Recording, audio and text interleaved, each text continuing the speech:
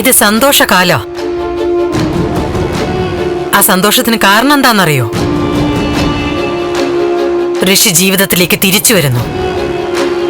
അവൻ ചെറുതായിട്ട് സംസാരിക്കുന്നുണ്ട്, ചെറുതായിട്ട് നടക്കും. അടുത്ത ഘട്ടത്തില് അവൻ ഒരാളെ അന്വേഷിച്ച് ഇറങ്ങുകയും ചെയ്യും.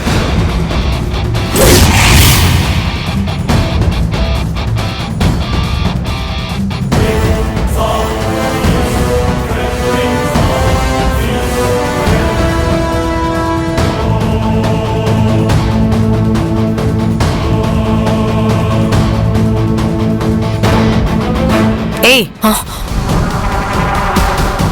അതൊക്കെ അവിടെ നിൽക്കട്ടെ. എന്തിനാ എന്നെ കാണണമെന്ന് പറഞ്ഞേ? ദേവികയുടെ കാര്യങ്ങൾ സംസാരിക്കാനാ. എന്റെ മോന്റെ കുടുംബജീവിതം തകർച്ചയുടെ വക്കില. തകർച്ചയുടെ വക്കീലോ? തെറ്റി.